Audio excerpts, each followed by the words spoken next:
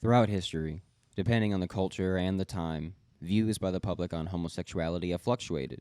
In some cultures, such as the Romans, sexuality was viewed as a hedonistic act, where pleasure was the only thing considered. Unfortunately, and in most cultures, it has been reviled as an immoral act, sodomy, indecency, and the stigma against it was at times so powerful that it couldn't save even the most prolific figures in literature, science, and art. Today's episode, we learn about some of the most talented people in history who were oppressed in some way just for their homosexuality. It's time for the moment you've been waiting for.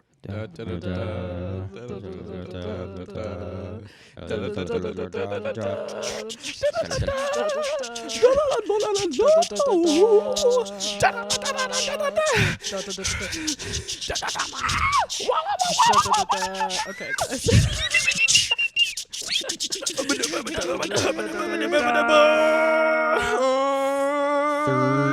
Three gays walk into a bar. Three gays walk into a bar. Three gays walk into a bar. Yo. Yo. What's up, guys? Hello. Every time. Welcome back. Welcome back to the show. Here we go. Episode 14 this is. Episode 14 episodes. We've made it. We have made it. Yeah. I have a lot of material today, a lot of very important material, I feel, for just gay education in general. We're going to be talking about a lot of very important individuals today. Yay. So you would say you're materialistic. Yeah. For my material today, yes, I am. So we should just get right into the walk into a bar. What do you guys have this week? Well, I am ready. So I kind of started talking to someone. Hell yeah. Okay. And let's go. Okay. well, I want to walk into a bar for that. What's the tea? Walk into a bar in a good way. What are you drinking at that bar? Yes. I would say in a bad way because he's a man. We should specify what we're drinking because of what our walk into a bar segment is about. Yes. Okay. So probably my first thought is cranberry vodka. Just Nice. Just classy. like, and maybe like after that, like some seltzer vodka, just straight up. Just straight up vodka soda Yeah. Hell yeah. Yeah. with some lime. Oh, girl, you speaking my language. It's like Sprite without sweetener. essentially. So she's ready to get wasted. Instead of sugar, it's vodka. And how do we like this guy? He's pretty cool. Glad to hear it. But he pissed me off earlier, so therefore, What'd he say? He was talking shit. Spill the tea. Let's go. He was talking shit on the podcast. He was talking shit He on our was show. talking shit. He was talking mad on the shit. podcast. and he's gonna And watch As if he this. had any right. Look, listen. You're watching this. Stop it. And that's on period. He's gonna he's gonna watch this, and we're gonna laugh about it later, I'm sure. Yeah. Whenever he finally watches our podcast. We never want to talk about anyone we know in a truly disparaging way, unless there's no chance they'd ever watch this show. Yeah. But he's pretty cool. We like him. For that reason, I want to just take a straight shot of whiskey. Like. Hell yeah. Yes. Okay. How was work? Well, work was is always work. Is that your walk into a bar? No. Oh, okay. I actually have a good reason to walk into a bar, actually, again this week. Oh. Because this random old man, he just, okay, so he kind of walked up. I saw he was wearing a hat that said mild dementia on it, right? And I was like, okay. So, That's and he was, I know, it does seem kind of funny, but in a way, like, Unless I'm it was pretty like sure him being serious. yeah, I'm pretty sure it was like But a serious thing because he did seem kind of a little. All my hats off. are jokes, so I just assumed it was a joke. Yeah, I kind of want a hat that says that. Mild Honestly. dementia. That's a funny joke Oh my hat, right? God. Okay, TM. Okay, hold on. The future merch. Yeah. Mild dementia. Just a warning. So great. But he came up to the counter and he was like just talking to me. He was asking me like where I'm from and stuff like that. It wasn't like a creepy vibe or anything like that.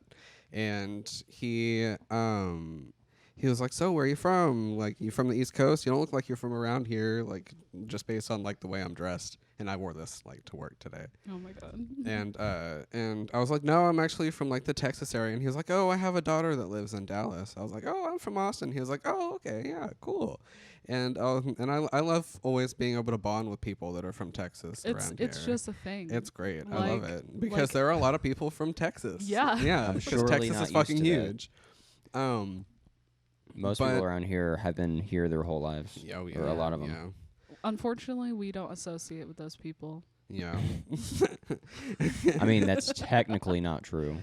All right. Not even in our friend group, because Clay has been here forever. Like literally, you and Clay are the exception because you're the spouses. I lived in Springfield for most of high school.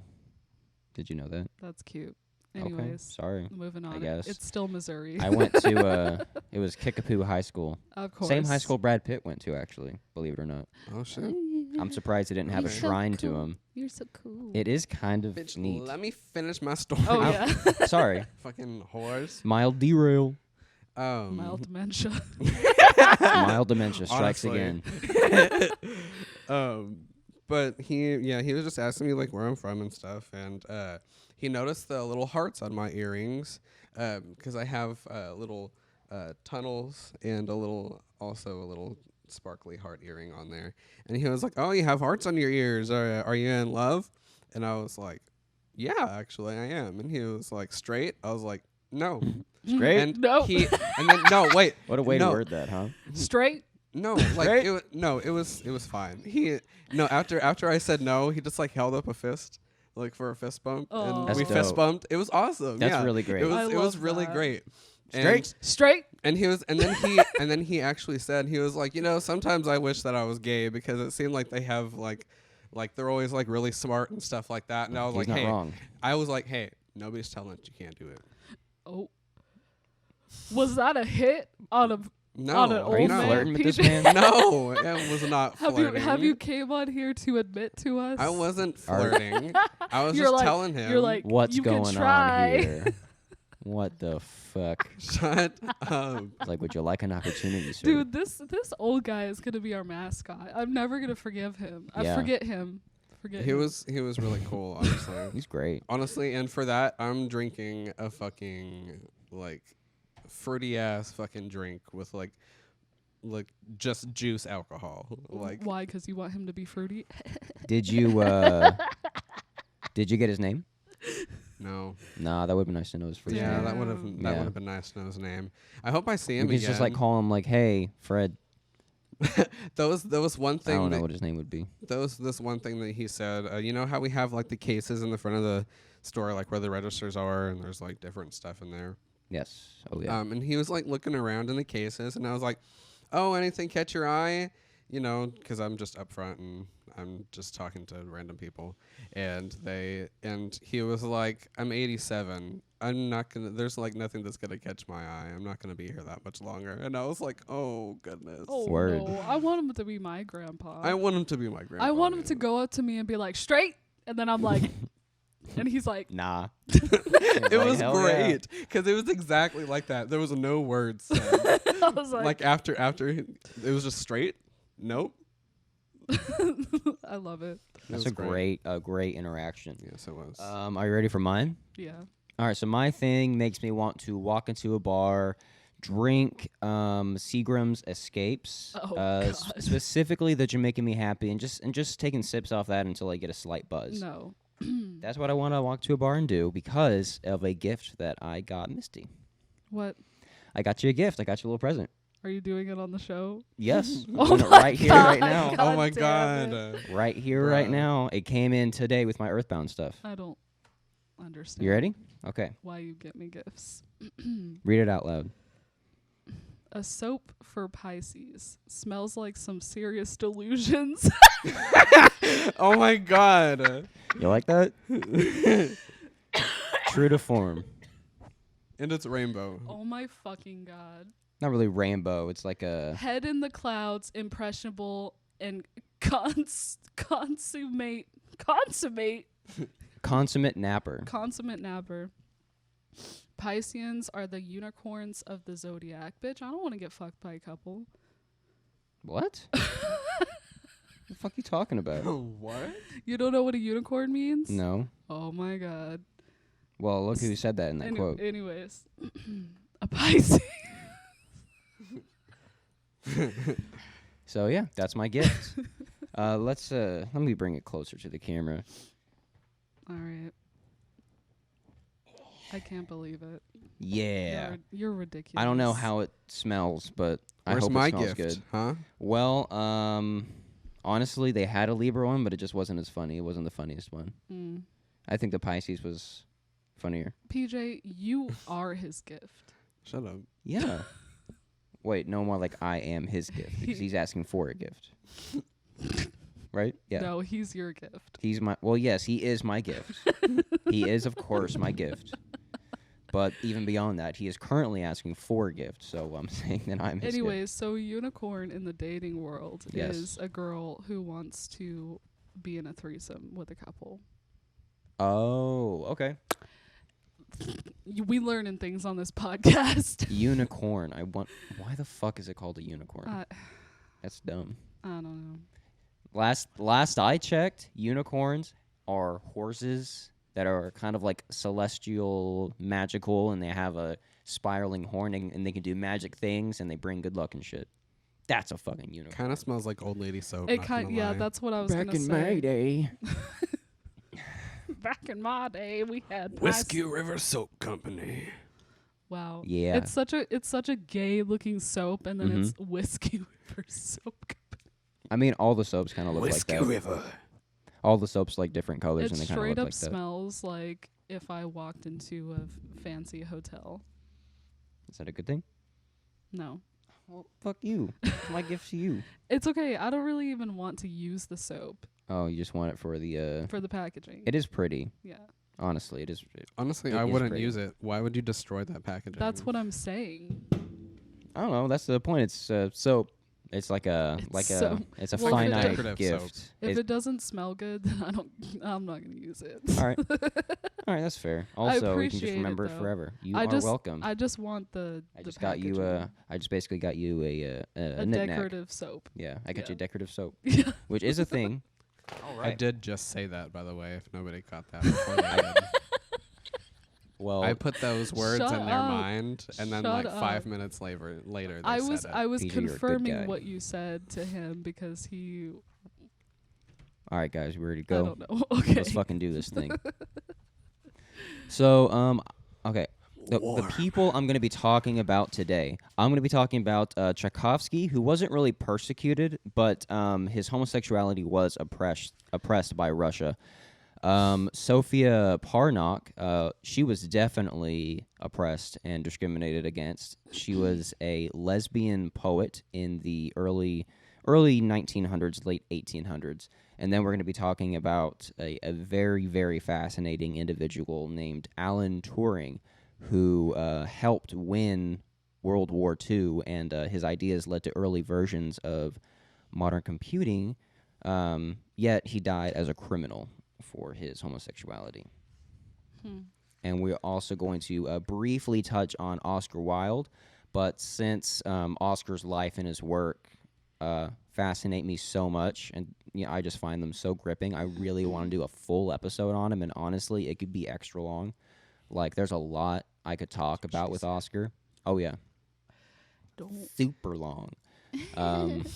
There's definitely a lot that I could talk about with Oscar that I definitely want to devote its own episode to. But I'm just going to touch on him because this is, we're talking about important people, so might as well mention one of the most famous in that regard as far as being considered a martyr for sexuality. Then why don't you marry him?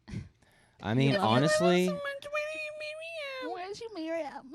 Oscar Wilde around his Oxford days, like, pretty nice. Oh, PJ. Not gonna lie. You got competition. And also, Nah, he was this bitch super dead, smart. so- He was super smart, and he was an excellent talker. So I'm sure he could have seduced me back in the day. That was kind of his MO. We should just put Oscar Wilde's face on a shirt, and then it says, "This bitch dead." I wouldn't want to do that. I like him too Why? much. I like him too God much. damn it. I wouldn't want to do that. But I mean, like, I vote yes, 2 against 1. yours would be a limited edition, and only one would be sold to you, and it would say, "Why don't you marry him?" Honestly, I am going to recite some of his work today, and I think after that, you guys will be fans as well. Because how could you not be? His wordplay is just great. But first, we're going to talk about Tchaikovsky, who, if Oscar Wilde is my favorite, I'll say playwright. If Oscar Wilde is my favorite playwright, I would say Pyotr Tchaikovsky would be my favorite composer. And he was actually my favorite composer already, like, long before I even found out he was gay. After I found out he was gay, I was just like, whoa, that's really cool. But basically, actually, let me take a quick drink. Sorry. My fucking My mouth is hair. dry. That's not good. You know, lips mackies. Wrong side. Is that cotton mouth? Yeah, that's Yeah. exactly what it is. Honestly. We just took a water break at the same time. Yeah. Definitely. It feels much better. I don't fart. All right, so I'm going to be referencing a 2013 article from The Atlantic, which was amended in 2018, just for a small detail by Eric John. And the headline is, "Sorry, Russia, but Tchaikovsky was definitely gay." Okay, historians don't doubt that Pyotr Tchaikovsky was gay, but an upcoming biopic filmed in his native country will. Well, sorry, Russia, but Tchaikovsky, along with dozens of other Russia cultural icons, were gay. And this article talks about just a few of Russia's cultural icons who were homosexual, and I'm talking about 2 of those today. Historians don't doubt that Pyotr Tchaikovsky was gay, but that line gets repeated. Yuri Arabov told a Russian newspaper that his adaptation of the 19th century composer's life won't focus on his sexuality because, quote, "it is far from a fact that Tchaikovsky was a homosexual." Arabov also said that films that, quote, "advertise homosexuality are, quote, outside the sphere of art, and that only Philistines think the composer was gay." And if you don't know, Philistine in this context means morally bereft of any knowledge of art, So it's kind of like ignorant of culture. It's kind of like whitewashing, but for gay people. Yep. Yeah, he's basically saying that anyone who thinks he was gay is just void of culture. In light of Russia's recent anti-gay legislation, this could be seen as another effort to erase the country's gay history. Well, sorry, Russia, but Tchaikovsky, along with dozens of other Russian cultural icons, were gay, as many scholars would readily attest. Why do they say that line 3 times? Jesus. Tchaikovsky composed 2 of the most quintessentially Russian ballets, Swan Lake, Blank. oh wait, where's it ballets? Is it ballets? It's ballets, right? With Are 2 you L's. okay? It's, Ballet. it's 2 L's. Yeah. Okay. Are- So ballet refers to the dance form and like the final product. Ballads is spelled with it. I'm not thinking ballad like the song. Ballad Okay. I'm is just being stupid. Spelled with an O. Right? Ballad? Like the voting ballot. Yeah. Ballot? Yes, that one is. I'm just being dumb. Okay, so he did Swan Lake. Fuck. Swan Lang. Swan Lake. I got this, you guys. I feel like my voice sounds extra like buttery today. It's just if I could get words out. Butter. Is it just me? It just sounds kind of buttery. Smooth and buttery. It just sounds smooth. Am I right? My voice sounds all fucking crusty and dusty today. Mine does too. It's got like a grizzleness to it. Yeah. Yeah. Sound disgusting. Okay. Tchaikovsky composed 2 of the most quintessentially Russian ballets, Swan Lake. Oh my God, Swan Lake and the Swan Lake and the Nutcracker. Swan Lake. Sorry. we're gonna have a T-shirt that says Swan Swan Lang. Okay, so Swan Lake and the Nutcracker, and he also did a number of great ones. Waltz Through the Flowers, Dance of the Sugar Plum Fairy, 1812 Overture. So many fucking good ones. Like, holy shit, Tchaikovsky is dope. Like, he has the... Isn't the 1812 Overture like one of the most popular songs? Isn't Yeah, it like the yeah, it's like... It's like... No, babe. No, it's like... You know, it plays at the end of V for Vendetta when they're shooting off the fireworks. Okay. Have you- I've never seen it. Have you seen V for Vendetta, Misty? Yes, like 10 times. It's the end scene song, right? Yeah. When they're shooting the fireworks. That's Yeah. that's Tchaikovsky. And babe, we have to watch V for Vendetta for Yes. sure. You Yes. haven't seen that It's movie? should it's watch that. truly It great. is- It's amazing. It is a masterpiece. One of I've the best seen graphic, it probably the best graphic novel movie ever. Yeah, The best movie based on a graphic novel. it's probably one Oh, of my wait. favorite movies. I actually can't say that because that also would apply to like Sin City and Scott Pilgrim. And I don't know if I could rank V for Vendetta over Scott Pilgrim. That'd be really I feel hard like for me. V for Vendetta was first though, so Yeah, well, first doesn't mean best. We I- can't say that because Scott Pilgrim deserves all the for accolades the it gets, time, in my then, opinion. for the time. Well, it's not like they were made that far apart anyway. They're both made in the 2000s. They're not that old or, you know, yeah. They're both It's around the same time. 2021. Okay, whatever. All right. Derail. Officially derailed. Yeah. So yeah, Tchaikovsky, he's done some of the most famous musical numbers in history. And as Christopher Harity described in The Advocate, Tchaikovsky's sexuality was well known and also well documented in his own letters. The history of Tchaikovsky's homosexuality was suppressed in Russia by the Soviets, and it has only been recently widely known in post-Soviet Russia. Tchaikovsky's letters and diaries, as well as the letters of his brother Modest, who was also gay, made clear his orientation.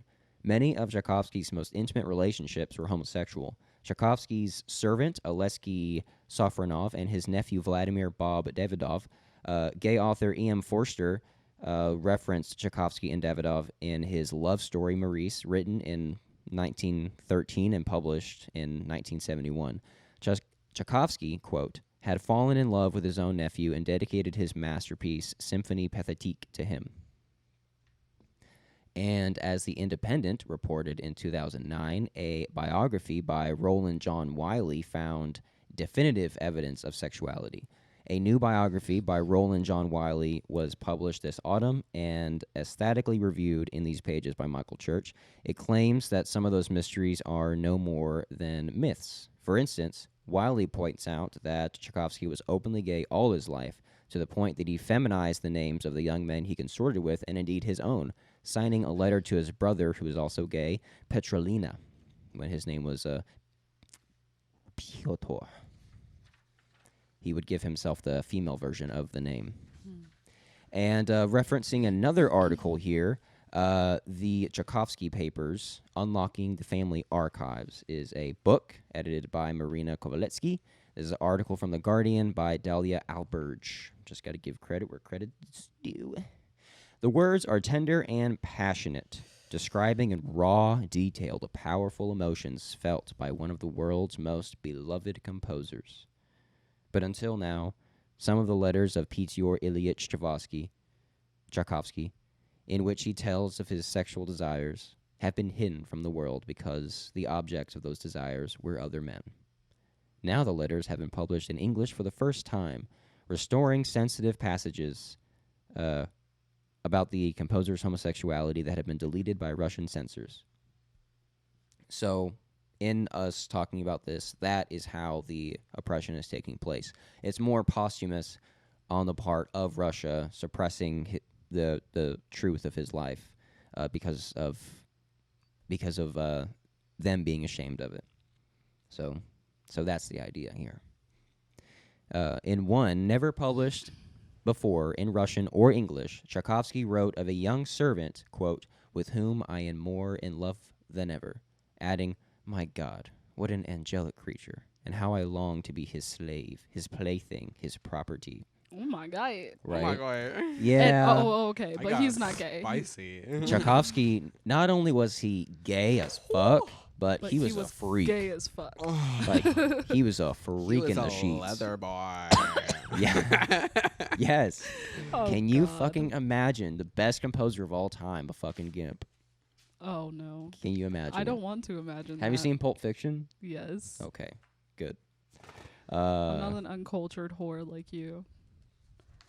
What? I'm just coming for you today. I guess so. PJ just watched Pulp Fiction for the first time with me, and he Yeah. loved it. It's so really so good. fucking I good. know. Honestly, it is so gripping. Like the dialogue in that movie, it just sucks you in. Derail. Are you gonna say that every time we derail? Maybe. Okay. Marina Kostelevsky, editor of the new book, said, "In our book, all texts are presented in their entirety and hence are not distorted by either prudish censorial cuts or selective cuts." She added that while Tchaikovsky's homosexuality had long been accepted in the West, quote, "it is still a subject of heated and often ugly public debate in Russia." When the Russian editions of the archival documents was released in 2009, she said, it was not perceived by many Russians as the definitive argument in a dispute that has gone on for years about Tchaikovsky's sexuality. Some readers have even questioned the authenticity of particular letters kept in the archive. Therefore, it can be argued that the Russian edition, despite the wealth of new information about Tchaikovsky's life, did not erase the old biases about his sexuality in his native country. So, basically, can't trust the fucking Russians. I hate to say it, but I'm 8% Russian, so you You're- can't trust 8% of me. well, I already knew that. Now it just all makes sense. Yeah. I'm pretty sure PJ is Fucking Russian too. Russians. Just I'm not saying they're all anti-gay, obviously. Yes, we drink but- vodkas, babies. Yeah, honestly, Generally our vodka as- being our favorite drink makes a lot of sense. Yeah. Honestly. Generally, Got that- as a culture, I got those Russia, vodka taste buds. you got that love of vodka, buddy. Oh shit. Y'all want shots? Me right now? Yes. No. Oh. No. PJ's always ready to Last take a episode shot. would have been a great one for shots. We were just talking about lame ass villains, but now we're talking about like important people. Poets. I don't know. Like, should we take shots? Ooh. Nah. I- Wait, do you want to? I mean, You guys wanted to take shots, really? yeah. Yeah? How? Okay, I'm just trying to wrap my head around how we're gonna take shots and have it be respectful to these important we don't have to get, people like, who I have a drunk lot drunk of taking respect for and shots. admiration. What? We can just We don't have to take get one like shot. drunk shots. Like Okay, but like, should we just like take a shot every time? No, we should There's not some do oppression? no. Okay. We should not do that. And I want you to keep all of this in. Okay, I will. Okay. And then And then PJ, go get the shot. okay, I'm going to get them. okay. Should I pause? Should I pause, Misty? I guess. In one letter, the composer wrote of encountering, quote, a youth of stunning beauty. Continuing, after our walk, I offered him some money, which was refused. Oh. He does it for the love of art and Oh. adores men with beards. Oh my God. Which Tchaikovsky definitely, So he Did thought have a he was a beard. whore. like, he was maybe a little promiscuous. I don't know. PJ took a shot break, everyone, by the way. He's a little like Oscar Wilde, and actually of a lot of old gays of the day, probably even today, they really preferred younger. They usually like to go downward in age. That's a little. I mean, like with problematic. like usually it wasn't anything like younger as in like young adult, not like child. Okay. But not to say that didn't happen, because of course it did. All right, y'all. PJ's pouring us some We shots. can if we non-spons, but don't even know why we're today doing we're this. drinking Smirnoff Zero Sugar Infusions, God. strawberry and rose. I'm honestly excited. That sounds really good. They're on. I'm It's fucking really not. good. I hate this kind of shit. Let's hate go, I bitch. might as well just leave all this in. Wow. I don't know how much of a shot that was. Oh my goodness gracious. Oh my God. Okay, let's go. Okay. Okay. I really do care These about are this some big ass material. I'll take the biggest one. All right. All right, ready? 3 gays Okay. walk into a bar Wait. on 3. Um, We're living Oh, up to our shit. namesake, finally. To Oscar Wilde. To Oscar Smell. Wilde. Or no, to Tchaikovsky, because we were just talking To about him. Tchaikovsky. Tchaikovsky. Tchaikovsky. I'm probably Okay. like I'm probably not even pronouncing it I'm not even. It's the Tchaikovsky. best. Tchaikovsky. No, it's not. There's an R there. There's bitch. no R in the name at all. Tchaikovsky. There's no R. Tchaikovsky. Okay, whatever. Tchaikovsky. Let's Semantics. 3, 2, 1, shot.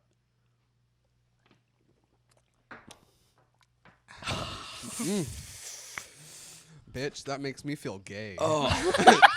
That makes me want to fucking hurl. Oh my god.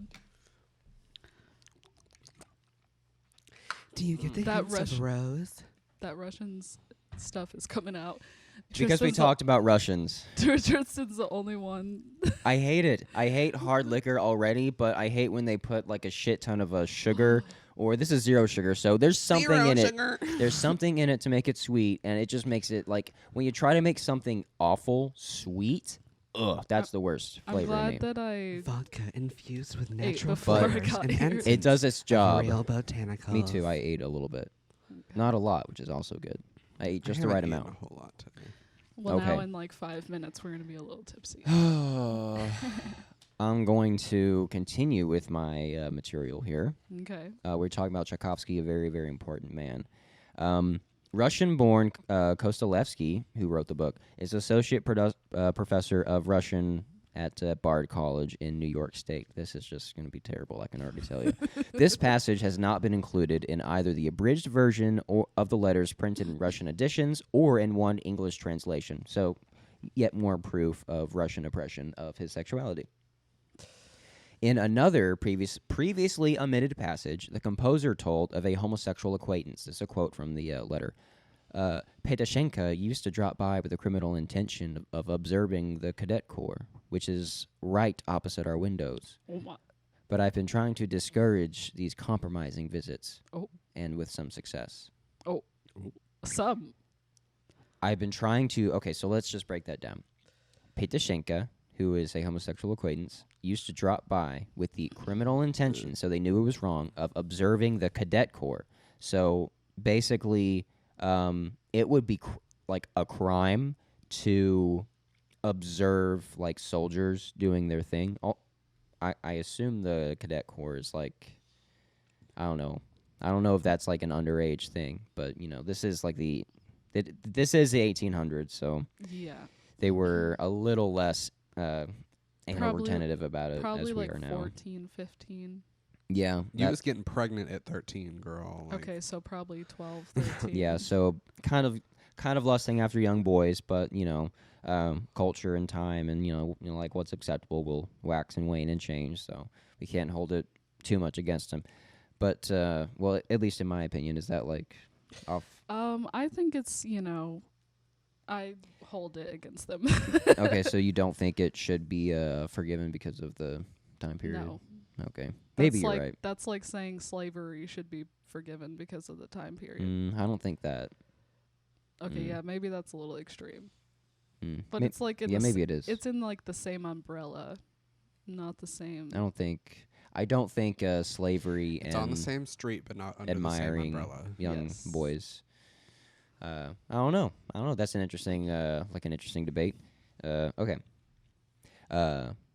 So his friend would come to look at the cadet corps, and that would be a criminal charge if they were doing it with lustful intentions, which also seems extremely subjective. Like, how the fuck could you prove it was lustful? I mean, like Well, with they a also- cadets corps, I would think that it's like 15 or 16, not like 12 or 13. I Yeah, also me too. I also sounds right. think that you know, they didn't really prove anything back then because witches. That's all I'm saying. Yeah, I mean, there were lots of examples of Straight men up being framed and not being proved. yeah. Like But- about anything.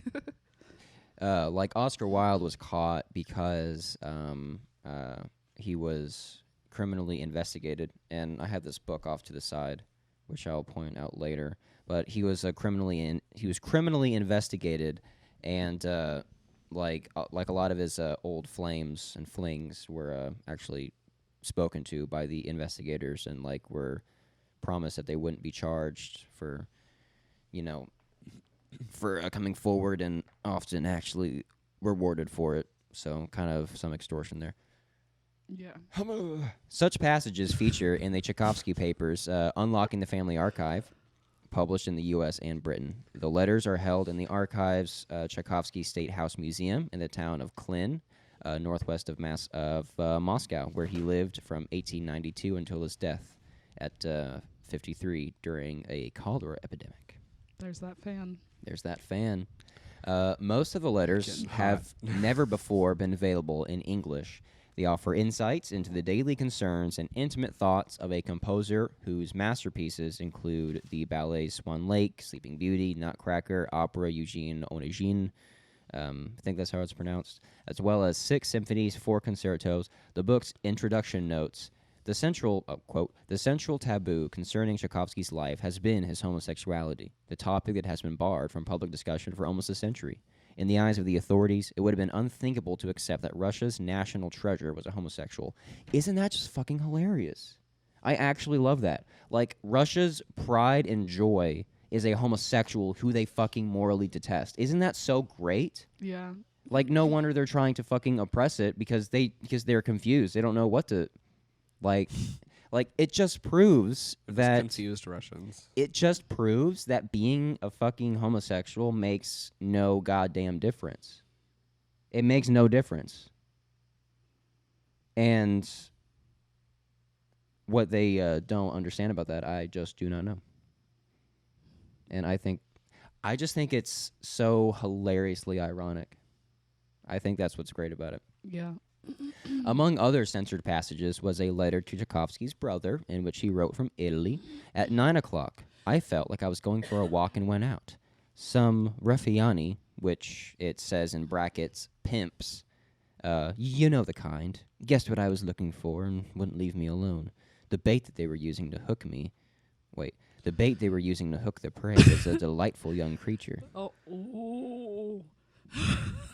I had to put up some my fierce God. resistance because the bait was working. Oh. But I didn't let it get the better of me. Oh my God. I don't know whether they wanted to blackmail me or just screw some money out of me, but I didn't let myself get taken in. So, That's crazy. a ruffiani was a Russian pimp of the day, Ooh. and he was basically baiting Tchaikovsky with a delightful young male. Damn. All right. He And sounds so gay. yeah, Like, his I'm seeing a quotes are pattern so here. Gay. Yeah. I mean, it like also just kind of the overall like diction of the time was rather kind of fruity and elegant and like dandified. So that just pronounces the gayness even more. Yeah. You'll see that when we get to Wilde even more as I well. love that. I love it too. It's We just like know. it's just all fruity and colorful, you know. It's like the language is just full bodied and vibrant. It's just bright and colorful. It's just It's It's- good. yes, it's very good. PJ, It's honestly the bottle on gorgeous. the camera is like, Yeah, it looks like no. you're drinking from it through the Yeah. microphone. The way It's these perfect. people write in their letters is just gorgeous. That's why I love reading old letters.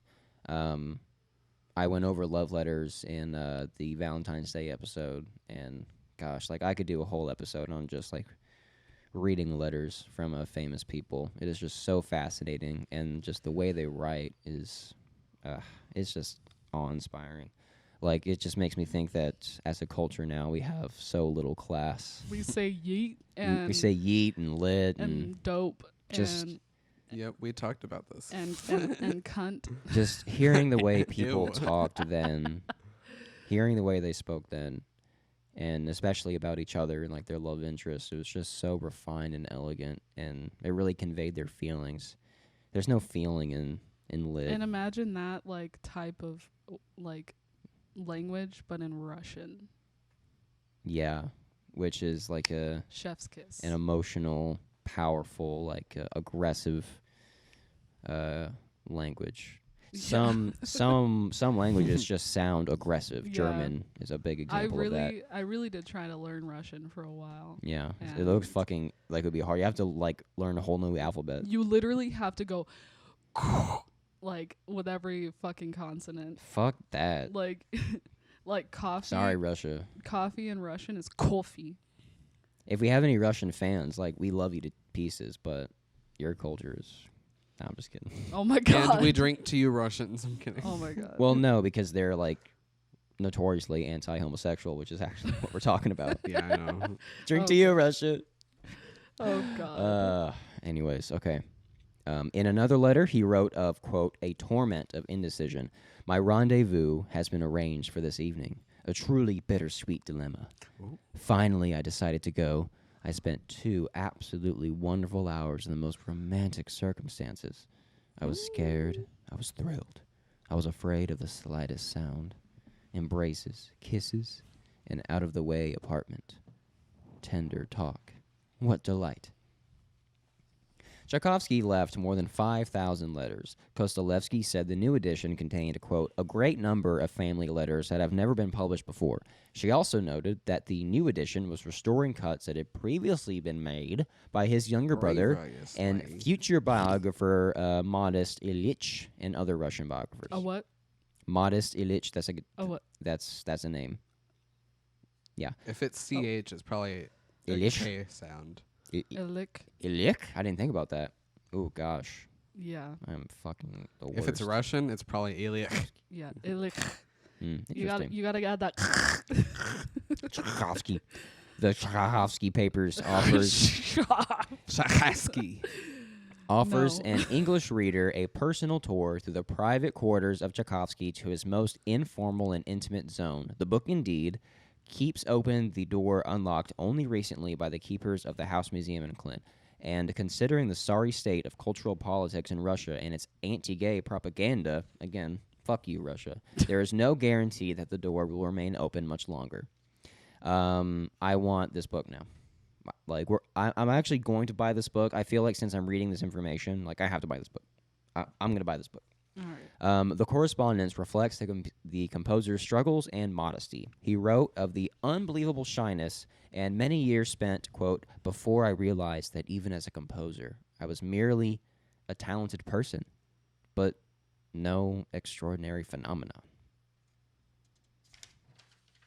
And that's Piotr Tchaikovsky. What do we Fuck, think? How many pages you got in there? I got a good amount. Like I said, like I have a good amount of stuff. Oh god. Oh God, I might need more vodka.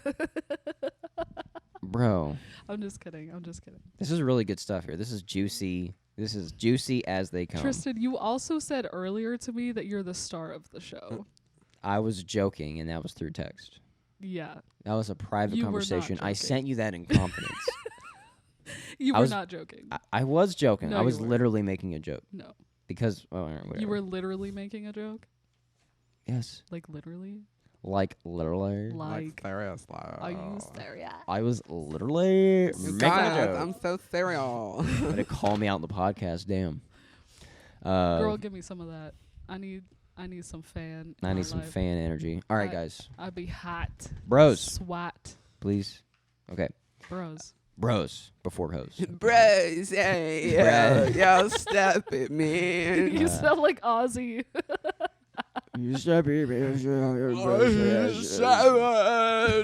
do an episode on Ozzy Osbourne Fuck yeah. Oh my because god. some of the crazy shit he's done, bro. Oh my god. That'd be so fucking fun. Yeah. Like biting the head off a bat doesn't even begin to cover No. it. No. Starting ants. Yeah, we can cover that Yeah. for sure. Okay, but for now we're covering Sophia Parnok. This is from the called it. same Atlantic article earlier. I referenced 2 articles covering Tchaikovsky, one from the Atlantic, one from the Guardian, and this one is from the same Atlantic article where it covered a few Russian individuals. And this is Parnok. I found her especially interesting, and this one's a lot shorter. This one, okay. She died in 1933, and she was known as the Russian Sappho. She wrote about her sexuality in her poems. Here's an excerpt excerpt from her 1924 poem Dreams. Oh, he getting ready. Only in dreams, with a broken off moan, so as not to die in her sleep, on such a mellifluous wave, above this sky blue drowning, her whole chest heaving freely, with breath, my soul is bobbing. Okay, yeah, that's sex. No. That's sex in a poem. Or it's just conveying raw emotion, but also probably Raw- sex too. Raw sex. Mellifluous. I looked up what Ew. that. Ew. I looked up what mellifluous meant earlier, and I'm pretty sure I forgot, but I think it means like musically. You know, mellifluous, like a melody. Parnok published several collections of poems until censorship under the Soviet government deemed her works unlawful in 1928. Stupid ass motherfucking dumbass Yeah. bitch. Stupid ass Sonia motherfucking Sonia Lakovneva Parnok was born into a well-to-do family of professional Jews in a professional Jew. Juice? In a, professional Jew. hey man, what do you do? I'm a professional Jew. I'm a Jew, man. Are you professional? Hell Yeah, I yeah. got my certification and everything. Hey, I got my That sounds like certification. you're from Chicago. Hey, man, I got my certification and everything. That's not what Jews sound like. They sound like us. Crikey, mate. I got my certification. Is that I good? got my certification. I got my I certification. got my certification. What the fuck? God. I don't know what accent that wasn't an accent. It's official. Smirnoff is now banned on the show. Oh god. Smirnoff is never going to be banned because I'm about to take another shot. We're All gonna right. take another shot. Not right now, please. Okay. At least after this one, okay? Okay. Let's do one before Turing and then maybe one after, because then I'll be done after Turing. Okay. All right? Bet. Bit. Okay. Her mother died giving birth to her twin siblings, and she was raised by her father and her stepmother, leaving her feeling her childhood lacked emotional support. From a young age, she wrote poetry and acknowledged her uniqueness, her lesbianism, her Graves' disease, and her religion, which set her apart from her peers. So she was open about her being a lesbian, you know, and she used it to fuel her art, which I just love. I just absolutely love. Completing her studies in the Marinskaya Gymnasium in 1905, Parnok moved to Geneva and attempted to study music, but lacked any real drive and quickly returned to Moscow. To distance herself from her father's control and her financial dependence on him, she published her first book of poems in 1906 under the pseudonym Sophia Parnok and married Vladimir Wolkenstein in 1907. Within 2 years, the marriage failed because he was a man, and began working as a journalist. That's on period. And that's on literally motherfucking what period. happened to me. And that's on cisgender heterosexual man. From 1913, Parnok exclusively had relationships with women and used those love relationships to fuel her creativity. In a succession of relationships with Marina Tsvetaeva, Lyudmila Erarskaya, Olga Suburbir, Maria Moskvova, and Nina Vedenieva. I probably butchered all of that. Her muses propelled her to publish 5 collections of poetry and write several librettos for opera before her disease claimed her life in 1933. No. Barred from publication of her poetry after 1928, her works were mostly forgotten until after the Soviet period. Increased scholarship since that time resulted in the publication of her collected works for the first time in 1979. So banned in 28, and it wasn't until 79 when they resurfaced. Like, she was just forgotten about. For 50 years. Damn, Yeah. dude. Just because she liked women. While scholars have fucking focused stupid. on her early influential relationship with Tsvetaeva, her best works are now recognized as those written from 28. So that was all on Sophia Parnok. Just wanted to touch on her, give her a shout out. Definitely want to bring some lesbian energy in here. Yes. Yes. Yes. But we're not- Honestly, lesbians are so much cooler than What? gay men. Okay, agree to disagree. I'm Okay, not but saying honestly, I hate lesbians, nothing but gay is men. more like fuck the patriarchy type fucking like. I understand that. I don't need no man, But like type of shit. name me another group of people that is like they're stereotypically fun. Like just being Lesbians. Lesbians. I don't think they're stereotype wise, I don't think they're stereotypically fun. I don't think people view lesbians as being like stereotypically they're fun in a actually stereotypical fun. way. But they're actually fun. Oh yeah, of course. Yeah. A lot of lesbians are certainly fun. Yeah. Certainly. Yeah, certainly. I don't know. I just feel like I don't even know what I'm trying to say You here. feel offended. Like I feel like I'm just gonna dig myself in a hole if Yeah. I continue down You're that like, road. let me I get just the talked shot. about a We're lesbian both- that I admire very much. We're both on the lesbian side, and you're just like, but like gays are cool too. You're like, It's because you it's because you exalted them over gay men, and I just don't think that is necessary. it's okay. You can be triggered. Okay, that's what triggered me this week. All right. Oh God, we're just like you're digging the that's what triggered us like segment out of the grave. Yeah. You're- I'm grabbing the That- shovel, that's the hole you're digging grabbing my cigar, and I'm just digging that grave back up. for full circle. Where the gravestone reads, "Here lies triggered a segment not remembered." I will grave it up. I love how we didn't transition at all. I know, we were right? just like, hey guys, we're gonna start talking about why we walk in a bar and not tell you at all. I like it because it's our show, and we just like to mix shit Yeah. up. So, anyways, that's why we Like- got triggered. Turned into that's why we walk into a Like bar. halfway through the show, it's just 3 completely different gays. Okay. All right, so we're gonna take a shot before Alan Turing, right? So PJ, go and pour the shots, would you? Pour the shots. that I'm was actually good. well, yeah, of I'm course. sure you weren't. I'm sure you weren't even trying. Of course, it was good. Oh, Um, fuck. Jay, You started moving it.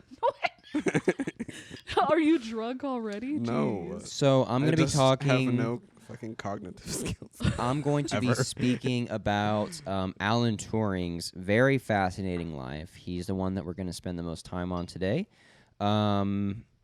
because he is an individual that definitely deserves to be spoken Oh, about. you gave him a baby shot. I only gave him a little bit less because I know he doesn't like it. Yeah, that's fine by me. I don't really like it either, but I'm an alcoholic. Alcohol. A little spillage there. Let's Just a little drink. spill. Let's fucking. We'll just Anyways, just um, fucking Cover it get your up. jacket and fucking soak it up. This is from a New York Times article called "Overlooked No More: Alan Turing, Condemned Codebreaker and Computer Visionary." we should get this on audio. Dink. All right. Dink it and sink it, you guys. Good mythical morning style. Right, 3, 2, and 1.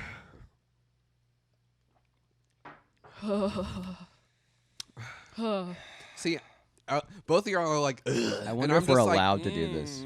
Are we allowed to take shots on video? We'll research it after, and if not, then you can censor it. Okay, I actually need a drink after that one. Y'all are a bunch of pussies. It's I don't not like even. that flavor lingering in my mouth. I'm just used to Tito's. Like, There's a reason why I bought this shot glass that says I'm gay, but I drink my shot straight because I only drink my shot straight. drive home after 4 shots. after 2 shots. 4 shots. Taking 4 shots in all. What? Well, 3, I guess. 1 after this segment, we said. I'll be fine. All right. And by the end of the show, she's gonna be like, Okay. I'm getting a So little hot. so Alan Turing. Spicy. Tristan is so done with us. I am gonna try my best to not like make a complete fool of myself because Alan Turing is okay. In all seriousness, guys, he is a man whose story is it is inspiring and it is important. And it's also sad. It is very, very sad. God damn it. It is like And that's why we drink. it's Yes. very like this shot that we take after this segment will be the equivalent of us pouring one out for our homie, for Alan Turing here, Mm, because he deserves it. yeah. Okay. His fix that. Okay. His ideas led to the early versions of modern computing and helped win World War II, yet he died as a criminal for his homosexuality. His genius embraced the first visions of modern computing and produced seminal insights into what has become known as artificial intelligence. As one of the most influential code breakers of World War II, his cryptology yielded intelligence believed to have hastened the Allied victory. But at his death several years later, much of his secretive wartime accomplishments remained classified, far from public view in a nation seized by his security concerns of the Cold War. Instead, by the narrow standards of his day, his reputation was sullied. On June 7th, 1954, Alan Turing, a British mathematician who has since been acknowledged as one of the most innovative and powerful thinkers of the 20th century, sometimes called the progenitor of modern computing, died as a criminal, having been convicted under Victorian laws as a homosexual. Britain didn't take his first steps towards decriminalizing homosexuality until 1976. Wow. Yes. So homosexuality until 76 was fucking illegal. That is just disgusting. I fucking hate myself. Only in 2009 did the government apologize for his treatment. That was the year the movie came out, by the way. Fucking audacity. That was the year the movie came out, So pretty sure. literally Unless it whenever wasn't. it was publicized. When it Yeah. mattered. When it mattered. I'm actually double checking to make sure that the Imitation came out. That the Imitation Game came out that year. Okay, no, it was 2014. So they did apologize before, but still, way too fucking late, bitches. Yeah, it's like I was Goddamn. literally fucking 12. Yeah, and this shit happened in World War II. I was most likely gay then. Yeah. I wasn't really realized into my gayness because I think I still had a girlfriend. Oh my god. Yeah, that lasted not a long time. And she became lesbian. Right? Did she? Yeah. That's awesome. My very first girlfriend, it was like it lasted like 3 years, and You both dated each other and turned each other gay. Yep. Yep. We both became gay. She started dating a girl like right after me, and She they were was done together with for, men like, and 2 you were done with years. women. Yes. She was just like, man, I'm fucking over it already. I Yeah. don't even want to try again. Oh my god. I think I'm done. Blah, blah. We're sorry. You deserve so much better, said Gordon Brown, then the Prime Minister. Allen and the many thousands of other gay men who were convicted, as he was, under homophobic laws, were treated terribly, end quote. Only in 2013 did Queen Elizabeth II grant Turing a royal pardon, 59 years after a housekeeper found his body at his home in Wilmslow, near Manchester, in northwest England. So he got pardoned after he died. 59 years after he died. Jesus Christ. A coroner determined that he had died of cyanide poisoning and that he had taken his own life, quote, while the balance of his mind was disturbed. Damn. At his side lay a half-eaten apple. Biographers speculated that he had ingested the poison by dousing the apple with cyanide and eating it to disguise the toxin's taste. Some of those who studied his personality or knew him, most notably his mother, Ethel Turing, challenged the official verdict of suicide, arguing that he poisoned himself accidentally. To this day, Turing is recognized in his own country and among a broad society of scientists as a pillar of achievement who had fused brilliance and eccentricity and moved comfortably in the abstruse realms of mathematics and cryptography, but awkwardly in social settings, and had been brought low by the hostile society into which he was born. Quote, he was a national treasure, and we hounded him to his death, said John Graham Cumming, a computer scientist who campaigned for Turing to be pardoned. Above all, Turing's name is associated for many people with the top-secret wartime operations of Britain's codebreakers at Bletchley Park, a sprawling estate north of London, where he oversaw and inspired the effort to decrypt ciphers generated by Nazi Germany's Enigma machine, which had once seemed impenetrable. The Germans themselves regarded the codes as unbreakable. At the time, German submarines were prowling the Atlantic, hunting Allied ships carrying vital cargo for the war effort.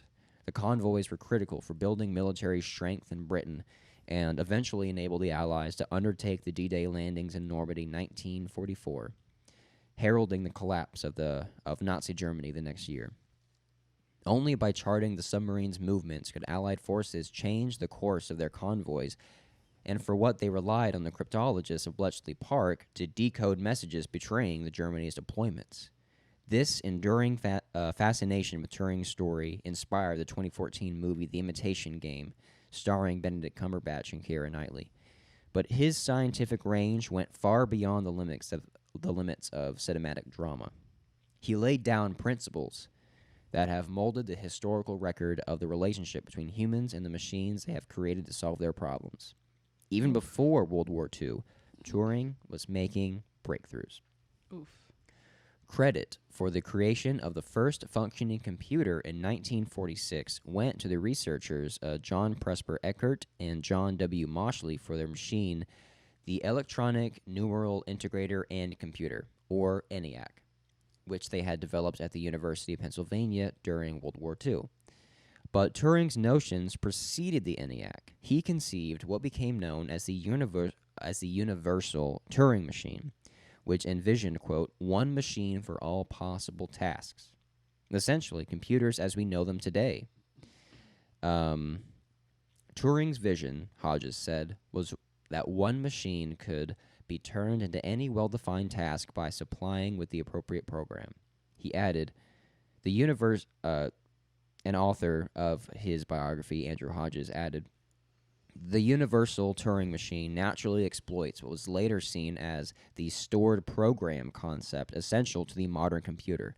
It embodies the crucial 20th century insight that symbols representing instructions are no different in kind from symbols representing numbers. Later, technology that emerged from the Manhattan Project, the United States-led effort to develop the atom bomb, also relied on Turing's ideas. What had begun, quote, what had begun as a British idea was scaled up to industrial size by the Americans. David Kaiser, a professor of the Massachusetts Institute of Technology, wrote in 2012. So basically a bunch of people are stealing his ideas. Not stealing, but using his findings. It's like Ben Franklin's findings with electricity led to this and this and this and this. Like, he was the foundation of computer science in so many ways. The world as we know it probably wouldn't be the way it is without Alan Turing's motives or his methods. Hot dang. And Hot dog. very important man. Hello, kids. Turing's Stop. Turing's post-war work at the University of Manchester on the first functioning British computers was also significant. It reflected the emerging power of electronic computing in the Cold War race for nuclear supremacy. And he remained fascinated by the interplay between human thought processes and their computerized inventions. Even in 1944, Turing had spoken to a colleague about, quote, building a brain. So like some Spy Kids shit. a little bit. More like the seedlings of modern AI. In an article published in 1950 in an academic journal, Mind, Turing developed a method that came to be known as the Turing test, a sort of thought experiment to determine whether a computer could pass as a human. As part of his experiment, a human interrogator would ask questions and try to figure out whether the answer had come from a computer or human. Many years later, on a visit to London, President Barack Obama placed Turing in a transatlantic pantheon of innovation and discovery, saying, quote, from Newton and Darwin to Edison and Einstein, from Alan Turing to Steve Jobs, we have led the world in our commitment to science and cutting-edge research. That was Obama. Obama. Alan Matheson We Turing. love Obama. We love Obama. Okay, so We especially love Michelle Obama. Mm-hmm. So that was his achievements. Let's talk about some of his early life. He was born in London on July 22nd, 1912, the second of two sons of Ethel Sarah Stoney and Julius Matheson Turing, who had met in Imperial India, where his father was a senior colonial administrator. After Alan's birth, they left him and his brother John in the care of foster parents in England while they returned to India so that Alan's father could continue his work. Quote from the biographer. Alan Turing's story was not one of family or tradition, but of an isolated and autonomous mind. In his early days, Turing's education reflected the overwhelming social requisite of his class to sorry. You good? Hold up. Yeah, I'm good. Having an aneurysm? Okay. Just a little tipsy? Just a little tipsy. In his early days, Turing's education reflected the overwhelming social requisite of his class to secure a place at a reputable private boarding school. Alan, at age 13, enrolled in Sherborne School in southern England, where his fascination with science raised alarms in an educational system based on the study of what were called the classics, works in Latin and ancient Greek. Sorry, I feel like I worded that weird to where it's not intelligible. Or I just read it wrong. Alan, at age 13, enrolled in Sherborne School in southern England, where his fascination with science raised alarms in an educational system based on the study of what were called the classics, works in Latin or ancient Greek. What the fuck? His fascination with science was weird. Quote. Okay. Yeah, right. Well, I mean, even stretching up until today, the theory of evolution has received major pushback, right? Yeah. It's a little ridiculous. Which is ridiculous. I'm very passionate about evolution. That should be another episode of mine. Yeah. For sure. I would love to talk about that. I could talk about that for hours. Try to keep it under 2. Try to keep it under 2. What? What? Remember our first few episodes were 2.5 hours This long? one's going to be a little longer. I can already tell. This one's going to be a little longer than the other ones of the past. Maybe an it's hour. already over. It's already over an hour right It's now. fine. So. It's fine. If he is solely to be a scientific specialist, this is a quote, he is wasting his time at a public school. This is a quote from his headmaster to his parents. Saying the that, caucasity. yeah, saying that it would be a waste of that time. Caucasian delusion. Being a scientist would be a waste of time. That's cute. That's very cute. Nonetheless, he secured a place at King's College in Cambridge to study mathematics, graduating in 1934 with a first-class honors degree. So this is one smart motherfucker. With remarkable academic precocity, he was made a fellow of the college in 1935. A year later, he published his groundbreaking paper on computable numbers with an application to the Entscheidungs problem. That's one word. See? It's what? Say it again. Entscheidungs problem. Holy shit. Jesus. I'm That keeping is my thumb one on it. word. Entscheidungs. Problem. Entscheidungs. Inside those ungs. Trying to keep my place on Inside those problems, girl.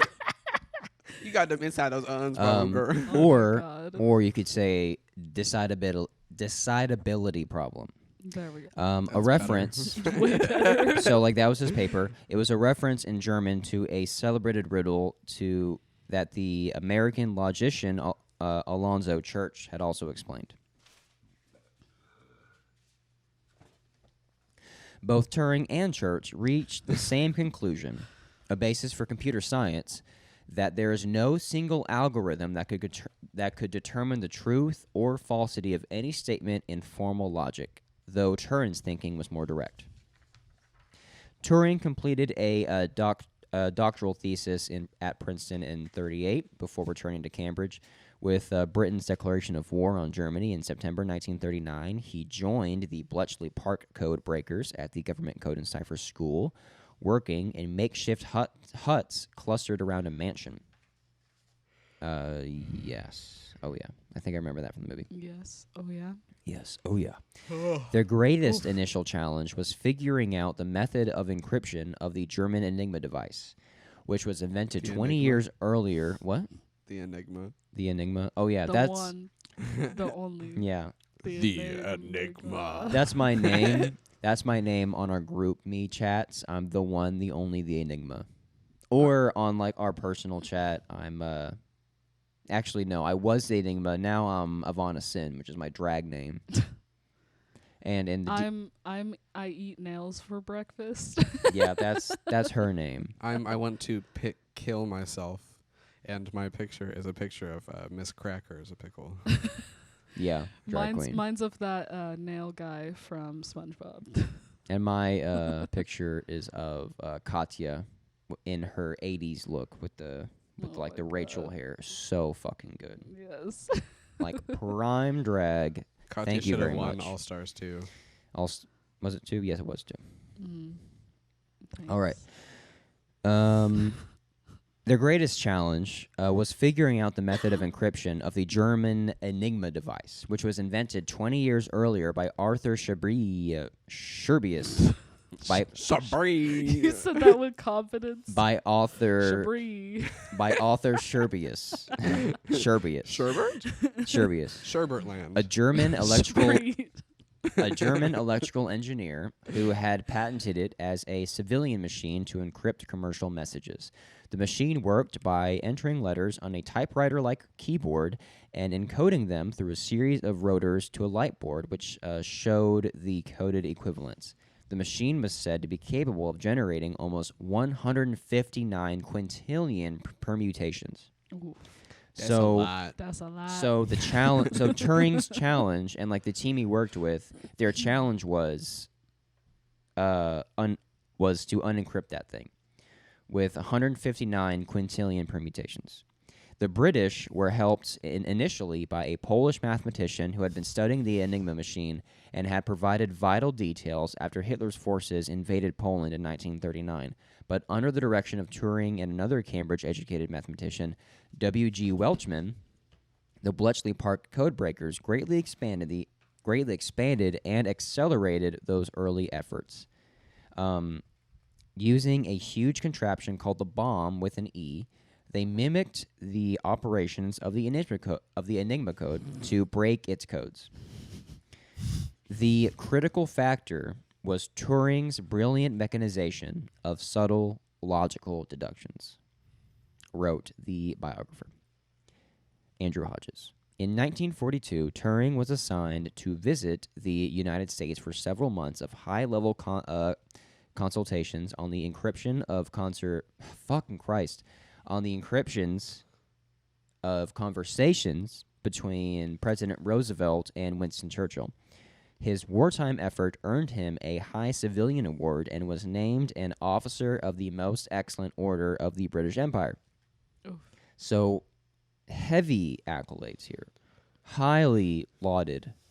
In his post-war years, Turing's fascination with computers led him to design the automatic computing machine. Although it was never built, Turing believed that the computer would offer unlimited scope for practical progress toward embodying intelligence in an artificial form.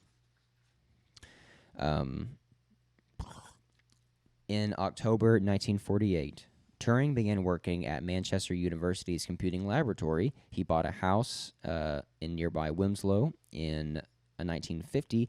Among his enthusiasms were his work on various scientific themes, including morphogenesis, the theory of growth informant biology, his continued secret ties to Britain's post-war codebreakers, and long-distance running, of all things. He was a runner. He was also, Hodges said, beginning to explore the homosexual identity that he had hidden when he proposed marriage in 1941 to Joan Clark, a Bletchley Park cryptanalyst. He later withdrew the offer, and that was who Keira Knightley played, I believe. He later withdrew the offer after explaining his sexuality to her, and the two remained friends. Aww. Yeah, Cute. yeah. Wholesome. Cute. About 10 years later, Vogue. the police were investigating a burglary at his home when he admitted to having a physical relationship with a man named Arnold Murray. Murray told Turing that he knew the thief's identity, and detectives in their questioning asked Turing about his relationship to Murray. Oh, God. In March 1952, Turing and Murray were charged with gross indecency, Oh my God. and both pleaded guilty in court. Murray was given a conditional discharge, but Turing was forced to undergo chemical castration by taking God. doses of the female hormone estrogen to reduce sex drive. Oh my God. Yeah. That's honestly, it makes me so angry. All PJ's pouring the shots. all that this man did Was be for the gay. world. Like, was literally start I'm the saying, revolution in of spite of all he did for the world, all the achievements, all of, like, the world wouldn't be what it is today without him. Yeah. And he got For like a whole bunch of shit too. literally castrated because he was gay. So we are going I to didn't take a get used to shot. enough. PJ, no, stop. Stop it. God damn it. We're going to PJ. take a shot in honor of Turing. Wait, I'm putting more in mine because I want a fucking big ass shot. You alcoholic ass bitch. All right, and clink. Clink. 3, Bottoms 2, up. 1. What That's if I as just smooth as one yet? what if I just projectile vomited on camera? I really wouldn't like that because it would get on the mic. I'm gonna pull a whole Aubrey from Pitch Perfect. Oh my God. If you're gonna throw up, go to the toilet and do that shit. Don't do it here. Or Go aim just, it that Don't do it way. on my laptop, please. just go home. Do it on my laptop, and I will not be very happy camper. Yeah, we won't have this podcast. I mean, we'll have the podcast. It's just like I have to get it fixed again, Oh God. and that took weeks and weeks. So, yeah. 2 years later, the motive for his apparent suicide, at age 41, remained unclear and left to many questions. At the time, Hodges wrote, known homosexuals were denied security clearances, which meant that Turing could not be involved in secret work during the Cold War, leaving him excluded and embittered. Understandably so. While a coroner deemed the death a suicide, the telltale apple at Turing's side was never forensically examined. They never even looked at the apple. So they just assumed. It's like they didn't even care. Yeah. Like they didn't even do an investigation. I am. Not really. Because I'm shook. Or To my that vine. I am disgusted. eccentric, solitary, gloomy, vivacious, resigned, angry, eager, dissatisfied. These had always been his ever-varying characteristics, Hodges wrote. And despite the strength that he showed the world in coping with outrageous fortune, no one could have safely predicted his future course. I'm gonna cry. Big sad. I don't want to cry. And that's Alan Turing. I'm a guys. little tipsy. I'm not gonna lie, so I might cry a little bit. Don't look at me. I almost cried when I was going off there. Don't look at me. Don't look at me.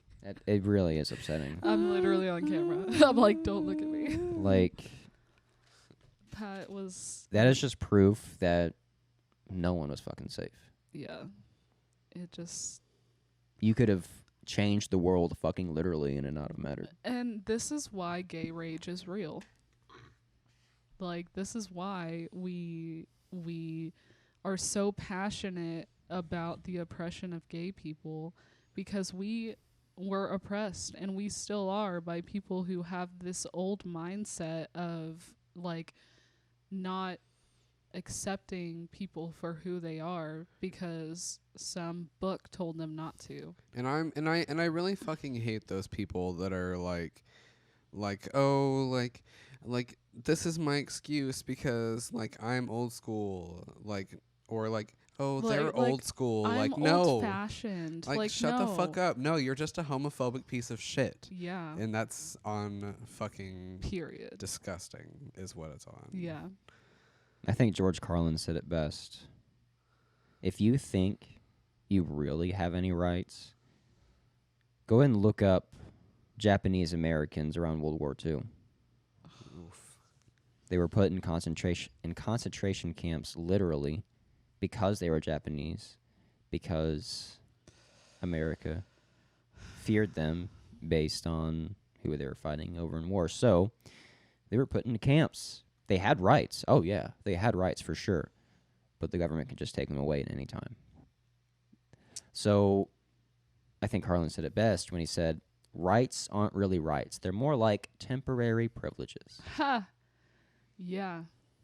That can be just taken away. Rights Honestly. aren't rights if they can just be taken away. That's why I think that whenever people are like passionate about their freedom in America, and specifically like talking about being an American, like, you know, comparatively to a lot of other countries, I get it. Like, it's, you know, it's all different, but at the same time, our government is just as corrupt as any other. Sure. Honestly, my right being my art. Hold on.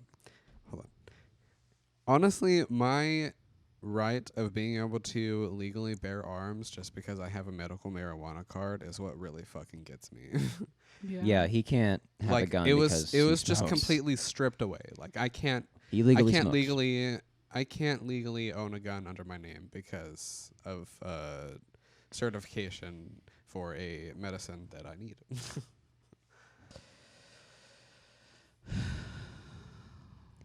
A moment of silence, Yeah. I think, is necessary. Yes. All right. I think that was good. Pretty good. Yeah, now we're all sad and we're gonna go Well, cry and I'm- hug each other. I'm gonna wrap this up. I'm gonna wrap this up with a passage from an essay that Oscar Wilde wrote that I think sums up the public's view on art. Doing a group hug. And I'm going to finish off with an excerpt from a poem that Oscar Wilde wrote in his Oxford days that I think just is. It's from a ringing 60-line poem. It's called "Ye Shall Be Gods," and it is just. It just gets me every time. But I'm just gonna read a short little bit of that. But first. This is the complete works of Oscar Wilde, your boy.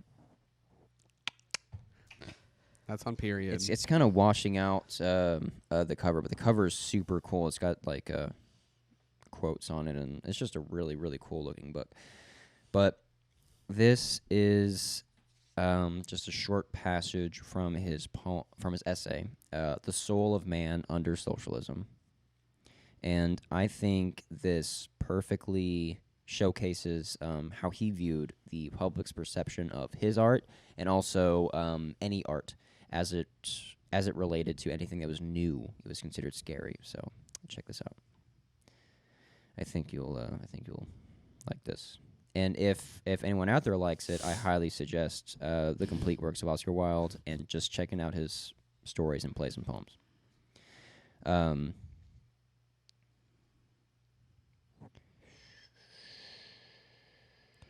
The fact is, the public make use of the classics of a country as a means of checking the progress of art. They degrade the classics into authorities. They use them as bludgeons for preventing the free expression of beauty, capitalized, in new forms. They are always asking a writer why he does not write like somebody else, or a painter why he does not paint like somebody else, quite oblivious of the fact that if either of them did anything of the kind, he would cease to be an artist. A fresh mode of beauty is absolutely distasteful to them, and whenever it appears, they get so angry and bewildered that they always use two stupid expressions. One that is the work of art is grossly unintelligible. The other, that the work of art is grossly immoral. What they mean by these words seem to be this.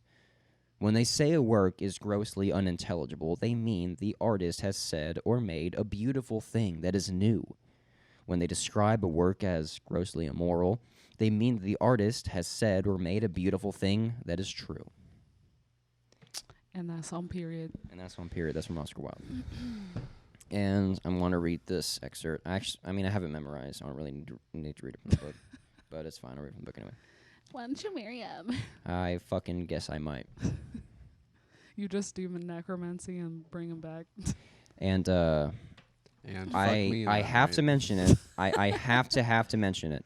This is from Oscar a Life by Matthew Sturgis. It is a 900-page.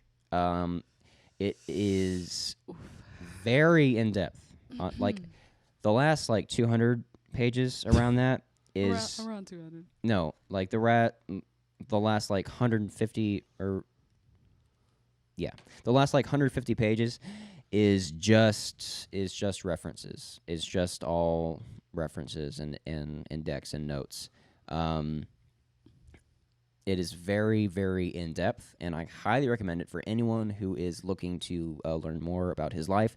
It is very it's in depth and it's thorough and it's honestly gripping. Just learning about his life, especially if you have already read some of his previous passages, because they don't he doesn't quote a lot of it here. But if you have never read The Picture of Dorian Gray, it is the only book that Oscar Wilde ever wrote, and it is amazing. It's great. I love it. It's Still need to read it. yes, it is poignant and philosophical, and it was actually used as evidence against him in his trial when he himself was charged with gross indecency, and it was used as evidence of his homoeroticism. Big scoff. Yes.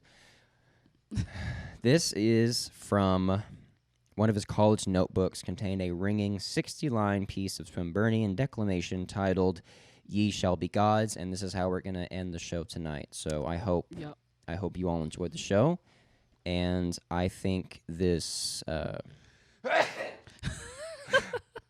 I would I'm sorry. I The couldn't worst. hold it. absolute words. You getting mad at him for sneezing, Tristan? What kind of animal are you? Fucking oh timing. Yeah. Oh yeah, you're a Gemini. That's what you are. Timing. All right. May I please? Yes. I go would very ahead, much baby. like to. Okay. Sure. And this is how we're gonna end the show. Yes, so go. I hope you all enjoy the show tonight. Oh, sorry, I'm a little drunk. I'm sorry. Okay, go. Before the dividing of days, or the singing of summer or spring, God from the dust did raise a splendid and goodly thing. Man from the womb of the land, man from the sterile sod, torn by a terrible hand, formed in the image of God. But the life of man is a sorrow, and death a relief from pain. For love only lasts till tomorrow, and life without love is vain. Good night, everybody. That was the dopest Bars. bars Bars. lit fam. I hope you all enjoyed the show, Even and though we cried a little bit. have a good Whoa, evening. PJ, PJ, stop it! Every episode.